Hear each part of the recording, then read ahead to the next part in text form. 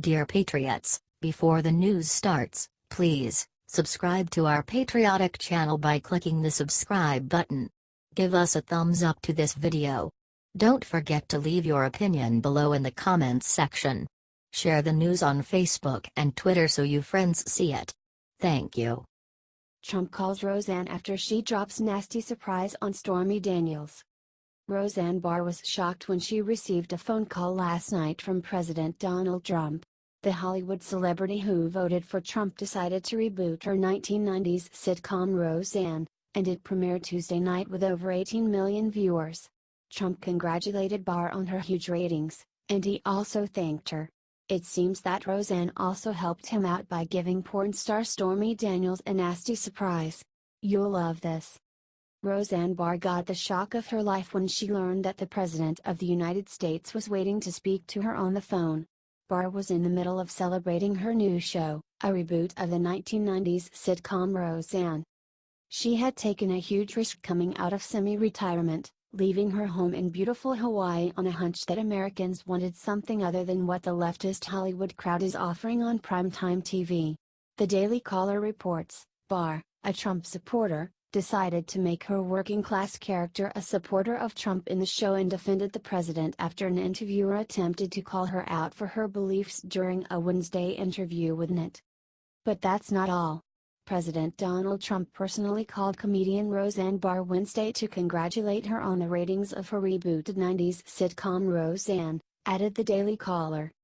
White House Press Secretary Sarah Huckabee Sanders told haters at the New York Times that Trump called Barr to thank her for her support and to congratulate her on the show's huge ratings Tuesday night.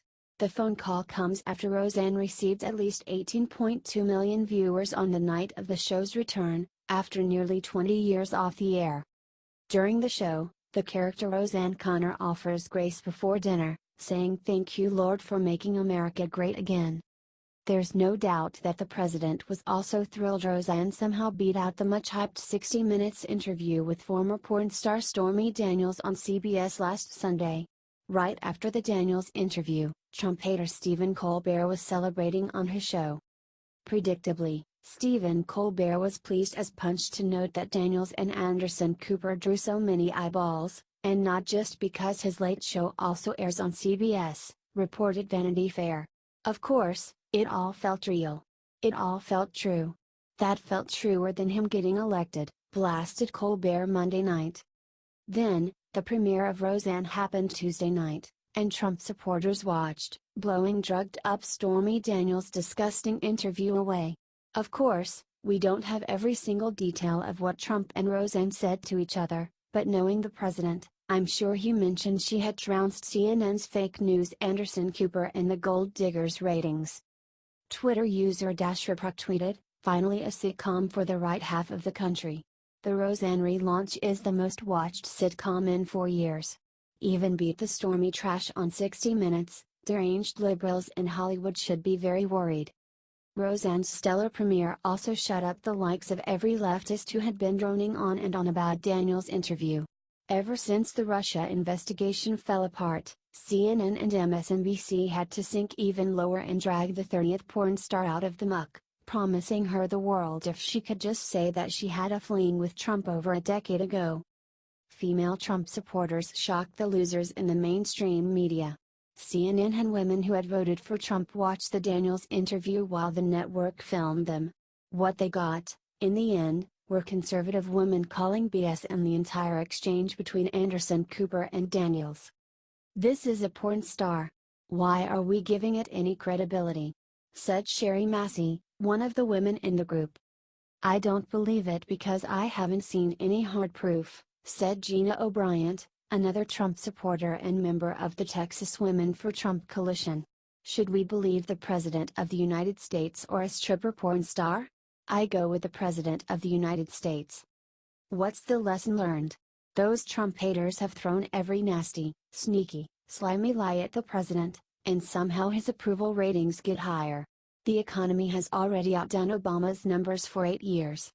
Those in Hollywood might want to take a cue from Roseanne Barr and figure out how to entertain middle-class working families. It seems to be the secret sauce in getting ratings. Barr said after the premiere, I am so happy. I left Hawaii last June to go to work to write the Roseanne shows.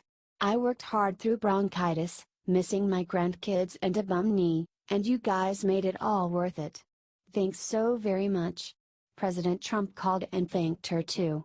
Finally, we have a Trump character on primetime TV that honestly reflects middle-class America, and that isn't portrayed as some Nazi white supremacist living in a commune planning to blow up the world.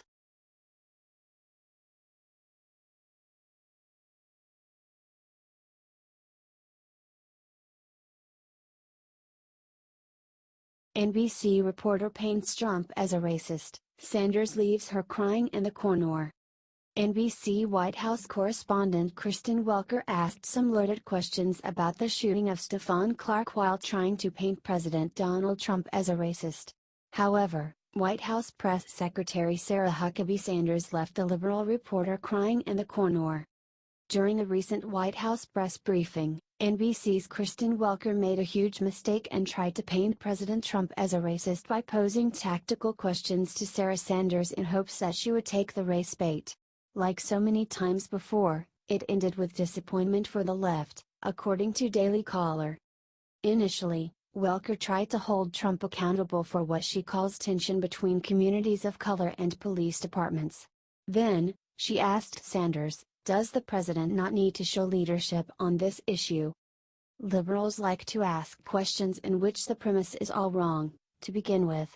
President Donald Trump has shown more leadership across the board in a year than Barack Obama did in 8 years.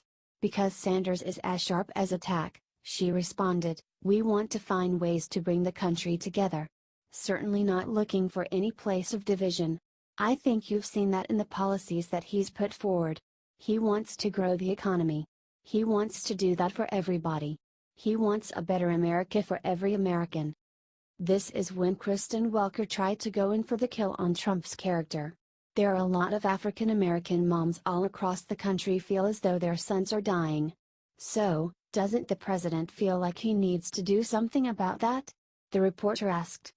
The sheer level of stupidity in the reporter's thinking is incomprehensible. Truly, there are so many different angles from which to destroy her questioning strategy, but Sarah Sanders is a classy person, so she lays it out elegantly. I think we should do every single thing we can every single day to protect the people of this country. I think the president, whether they're black, white, Hispanic, male or female, rich or poor, we look for ways to protect the individuals in this country. Particularly children, that's why you've seen the president take an active role over the last several months in school safety, Sanders said, according to BuzzFeed News.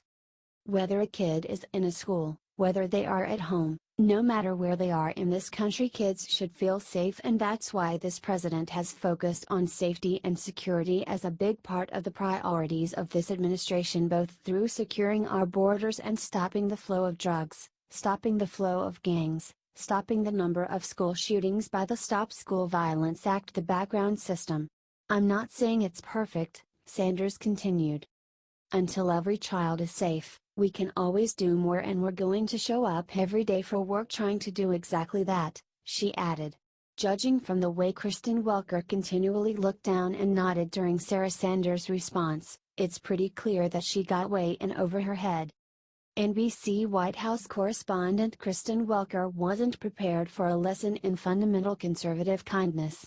Sarah Sanders didn't respond to the reporter's race-baiting attempt with anger or malice. She simply communicated President Donald Trump's sincere position of love for all Americans. Once again, Sarah Sanders is showing America how satisfying it is to have a job where you expose liberal bigots on a daily basis and get paid to do it. Sanders is the perfect deplorable for the job, and we could not be more proud of her.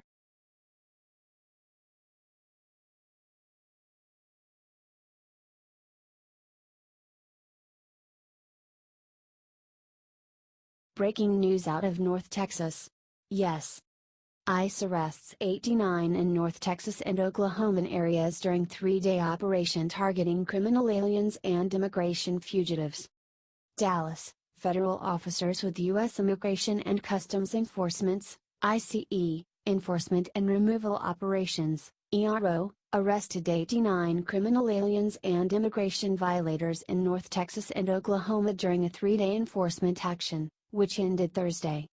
During this operation, deportation officers made arrests in the following Texas cities and towns: Allen, 1, Alvarado, 2, Balch Springs, 2, Cactus, 3, Dallas, 8, Denton, 3, Dumas, 1, Duncanville, 1, Fort Worth, 4, Friona, 1, Garland, 3, Gilmer, 4, Greenville, 3, Irving, 1, Kilgore, 1, Louisville, 2, Longview, 1, Lubbock, 15, Mount Pleasant, 1, Plano, 3, Quitman, 1, Rockwall, 3, and Tyler, 7. A total of 18 arrests were made in Oklahoma in the cities of Oklahoma City, 10, El Reno, 1, Norman, 1, Stillwater, 2, and Tulsa, 3, and Woodward, 1. Of the 89 arrested, 67 had criminal convictions, 88 men and 1 woman were arrested. They range in age from 19 to 60 years old. Aliens arrested during this operation are from the following 10 countries: Mexico, 59, Guatemala, 12, Honduras, 8, Colombia, 3, Nigeria, 2, El Salvador, 1, Laos, 1, Nicaragua, 1, Pakistan, 1, and Vietnam, 1. Most of the aliens targeted by deportation officers during this operation had prior criminal histories that included convictions for the following crimes: aggravated assault, family strong-arm, aggravated assault of a public servant, aggravated assault with a deadly weapon, alien smuggling, assault causing bodily injury, assault causes bodily injury, family violence, assault, child abuse, criminal mischief, dangerous drugs, discharge of a firearm, driving while intoxicated, fraud, illegal entry, indecent lewd acts with a child under 16, larceny, liquor violation, manufacture and distribution of a controlled substance, negligent homicide, possession of marijuana, possession of methamphetamines, possession of a controlled substance, racketeering, rape, robbery and making terroristic threats. 23 of those arrested illegally re-entered the United States after having been previously deported, which is a felony. Depending on an alien's criminality, an alien who re-enters the United States after having been previously deported commits a felony punishable by up to 20 years in federal prison, if convicted. The following are criminal summaries of 5 offenders arrested in North Texas and Oklahoma during this operation. March 20, a 45-year-old citizen of Guatemala, was arrested at Mesquite, Texas. He was convicted of sexual assault in 1991 and was sentenced to 10 years deferred probation. He had been previously removed from the United States, and illegally re-entered, which is a felony. He will be processed for removal from the United States and presented to the U.S. Attorney's Office for re-entry after deportation. March 20, a 27-year-old citizen of Vietnam was arrested at Oklahoma City, Oklahoma. Following his convictions for rape 2, and 2 counts of indent, lewd acts with child under 16 in 2012, he was respectively sentenced to 15 years, suspended, and to 20 years, suspended, for each count. He remains in ICE custody pending an immigration hearing before a federal immigration judge. March 20, a 28-year-old illegal alien from Mexico and confirmed gang member was arrested at Fort Worth, Texas.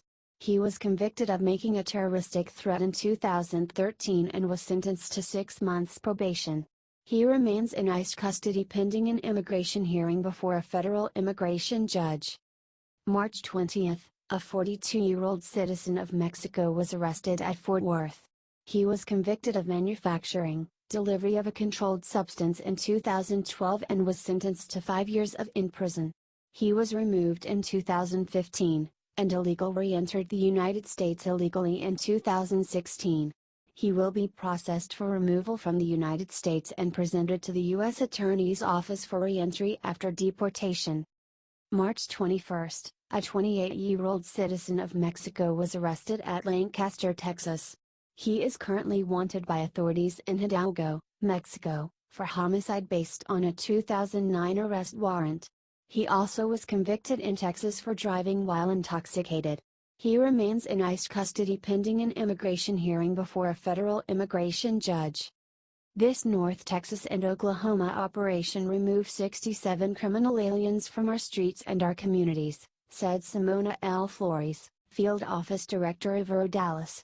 In addition to this valuable community service, our ICE officers also help maintain the integrity of our immigration laws. The Dallas area of responsibility includes 128 counties in North Texas and Oklahoma. All of the targets in this operation were amenable to arrest and removal under the U.S. Immigration and Nationality Act.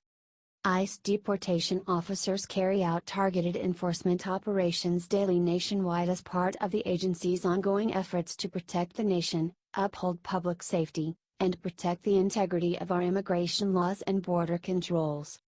These operations involve existing and established fugitive operations teams. During targeted enforcement operations, ICE officers frequently encounter other aliens illegally present in the United States. These aliens are evaluated on a case-by-case basis, and, when appropriate, they are arrested by ICE officers. Editor's note: the arrest statistics provided in this news release represent preliminary data that has been manually reported to ICE headquarters. Official numbers can vary slightly from preliminary data. Hell yeah!